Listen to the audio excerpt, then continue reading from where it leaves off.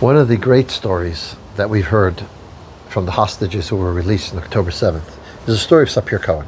She was taken hostage, I believe, from Kibbutz Be'eri, and she relates the following, that in the summer, she was all consumed with a dread. She didn't know why. She had a good job, she had good money, she had a good boyfriend.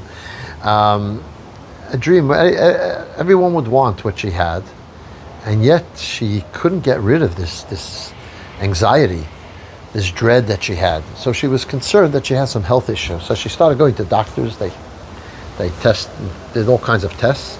They told her she doesn't have any really serious underlying issues. She has something, but it's not something to be concerned with.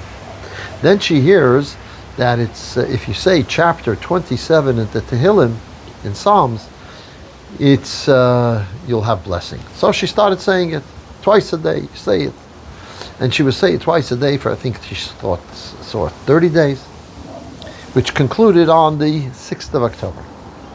And she was looking into the words after a while, because it's poetic, so not always do you understand the words properly.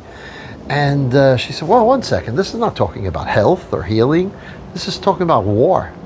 But when she was taken captive on October 7th, she saw, wow, how this relates to her circumstances. David says, God is my light and my deliverance, who shall I fear? God is the strength of my life, who shall I dread? When the evildoers approached me to consume my flesh, my tormentors are my enemies. It is they who stumbled and fell. If an armed camp would besiege me, my heart would not fear. If a war would rise against me, I trust in this. King David is saying, I trust in God. I have no fear from enemies who want to kill me, want to consume me, want to eat my flesh. She felt, wow, this was perfect for her circumstance. And she actually would say this all the time, to the extent that her captors thought she was becoming a holy person that was amongst them, who was saying these words, and she had like this aura of holiness around her, that they didn't touch her because of it. Quite remarkable. So what is the history? What's this about chapter 27? In truth, chapter 27 is customarily said by many communities from the first day of the month of Elul until Hoshana Rabbah, which is the day before October 7th, October 6th that year. And that's why she say it every day, say it twice a day. We say it twice a day, once in Shachris in the morning, and the second time in the evening, by Mincha, or in the afternoon. So, well, what's the history of this chapter? It's a remarkable history. See, King David was running away from King Saul. King Saul, after David slew Goliath, he gave him his daughter Michal, but then Saul started getting concerned that David is going to take over the kingdom from his family. Instead of the kingdom going from him to his son Jonathan, that David actually will be the king, because Prophet Shmuel actually told Saul that the kingdom is going to leave you and your family. You've been torn away from the kingdom because you didn't listen to Hashem. And Saul thought it was David, rightfully so, and therefore pursued him, wanted to kill him, and he was running away from Saul many times. Finally, he comes to a place in Gat, to Lachish Melech Gat, Lachish the king of Gat, somewhere in the south in Israel. And he says, I want to help you, I want to be with you. And Lachish trusted him, even though Lachish people didn't trust him. And David had 600 people with him, and Lachish gave him the city of Tziklag to live in and to be at. So David is in Tziklag with his 600 people, and then there's the war between the Jewish people and the Philistines, and David goes to help Lachish officially. He would have been really a, so to speak, a fifth column, but he went to help Lachish officially, and he gets word that he and the 600 men went to help Lachish. Whilst they're there, the Amalekites, another enemy, came and attacked the town. They burnt it down, and they took the women and children hostage, or they took away the women and children. And amongst them was David's own wives, Abigail, one of them being amongst them, and all of his men's wives were also taken. So they come back to town, and they see the devastation, and the people who David was with wanted to kill him. They were so upset with him, because how do you make such an error? and take all the men away and leave the town open for an enemy to come and take the people hostage.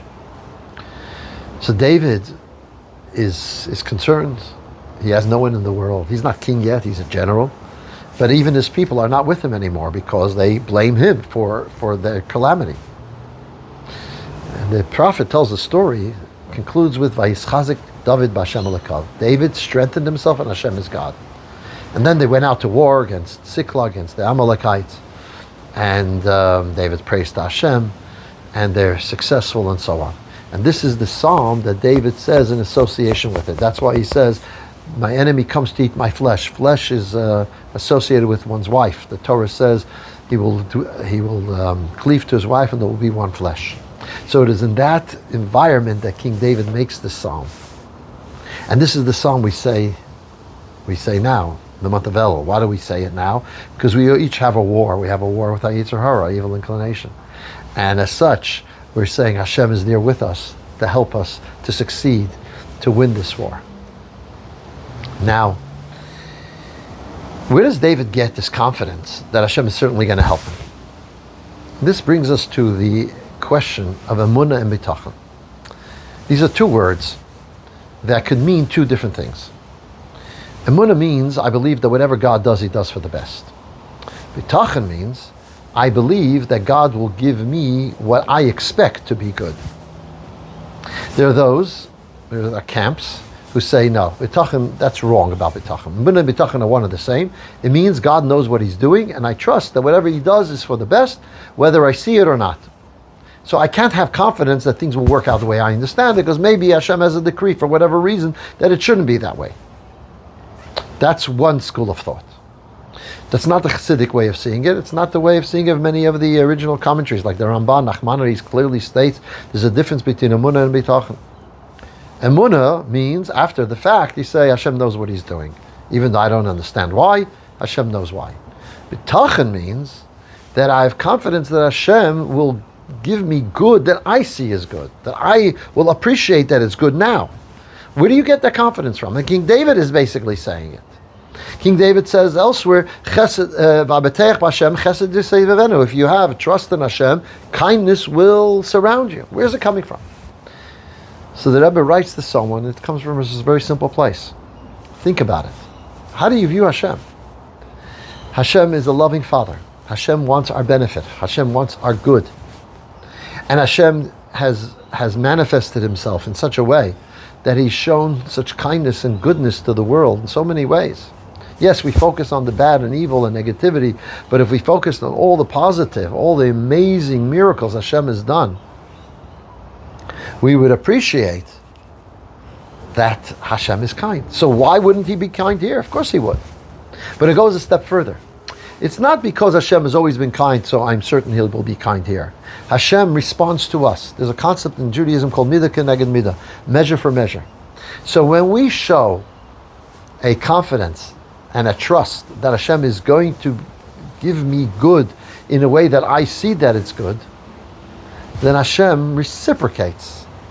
If we say, Hashem, we know that you love us, we know that you care for us, so for sure you're going to do kindness in a way that I will see that it's kind, then Hashem actually acts in that way to us and actually gives us that kindness.